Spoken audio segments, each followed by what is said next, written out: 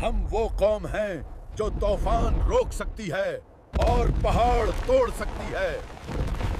हम आज की कौम हैं।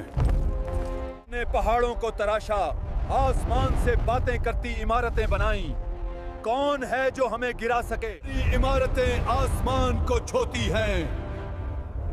न वक्त हमें मिटा सकता है, न खुदा हमें गिरा सकता है। हम हमेशा जिंदा रहेंगे। हम आज की कौम है। दुनिया में हमसे ताकतवर कोई नहीं। बारे में जो गुरूर करती थी, बगावत करती थी उस खुदा के मुकाबले में जिसने उन्हें वजूद दिया था, और यही उनकी तबाही की पहली निशानी थी।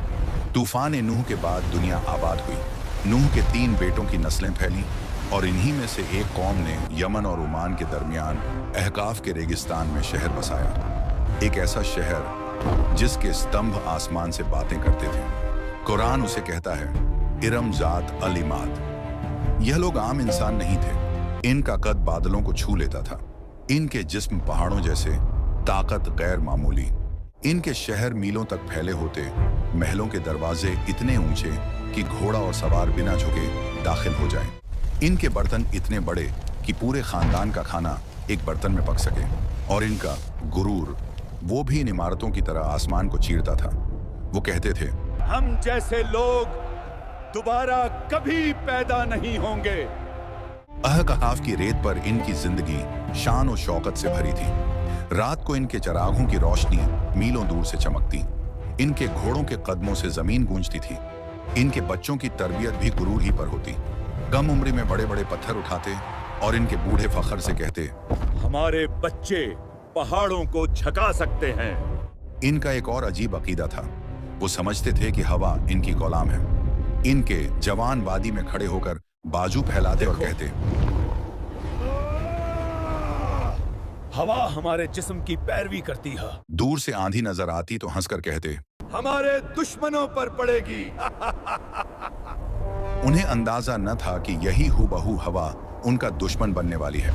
फिर अल्लाह ने उनकी तरफ अपना नबी भेजा, हजरत हूद अलैहिस्सलाम। वह इसी कौम के थे। उन्हें उनके गुरूर, ताकत और तारीख का इल्म था। हूद ने कहा ऐ मेरी कौम, सिर्फ अल्लाह की इबादत करो, वो तुम्हें बारिश देगा, ताकत देगा, खुशहाली देगा। लेकिन कौम ने फखरिया हंसी के साथ जवाब दिया ऐ हूद, तुम हमके ज्यादा ताकतवर कैसे हो सकते हो? हमें कोई छू भी नहीं सकता। कभी सरदार मजाक उड़ाते, कभी बच्चे उनकी नकल उतारते और कुछ लोग रास्ता बदल लेते थे कि कहीं दिल नरम न हो जाए। एक दिन हूद उनकी अजीम व शान असेंबली में पहुंचे। सोने के तख्त, शाही लिबास, गुरूर से भरी आंखें। उन्होंने कहा की कुदरत देखो, तुम्हारी ताकत कुछ बड़ी नहीं। अगर अजाब आ भी गया तो हम अपनी ताकत से रोक लेंगे। पहली निशानी आई। आसमान में एक गहरी अजीब सी गूंज। न बादल न बारिश, बस एक सदा। कौम ने हंसते हुए कहा ये तो पहाड़ों की आवाज है। अगली रात जमीन हल्की सी कांपी। जानवर बेचैन हुए। लोग कह कहे लगाते रहे जमीन भी हमारी ताकत से डरती है।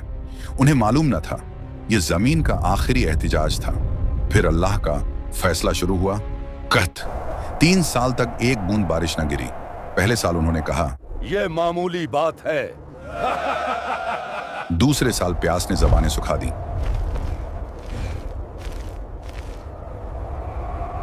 तीसरे साल वो आवाजें भी खामोश हो गईं जो कभी आसमान को ललकारती थी। फिर वो हूद के पास आए। उन्होंने सिर्फ इतना कहा अब अजाब बहुत करीब है। एक दिन आसमान पर 3 बादल जाहिर हुए, सफेद, सुर्ख और काला। एक फरिश्ते ने सदा दी कौमे आद, इनमें से एक बादल चुन लो।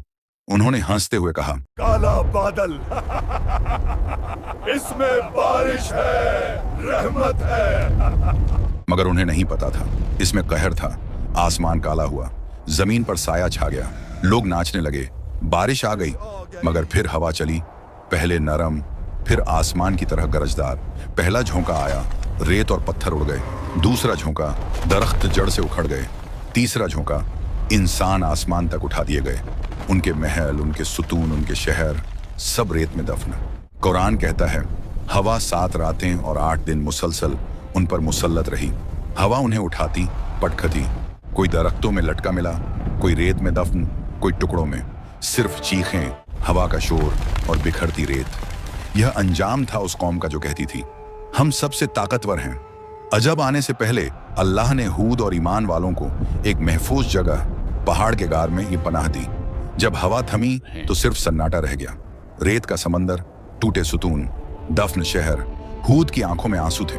उन्होंने कहा, ए मेरी कौम, अगर तुम सुन लेते तो आज ये दिन ना देखना पड़ता। फिर उन्होंने दुआ की, ऐ मेरे रब, हमें अपनी रहमत में जिंदा रख, हमें सीधे रास्ते पर साबित कदम रखो।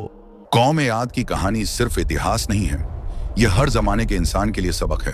ताकत मिट जाती है, इमारतें गिर जाती हैं, टेक्नोलॉजी राख बन जाती है, लेकिन अहंकार हमेशा विनाश लाता है और अल्लाह की आज्ञा हमेशा इज्जत देती है। आज भी जब रेगिस्तान में तूफान उठता है तो ऐसा लगता है कि कौम आद की चीखें रेत के कणों में गूंज रही हों।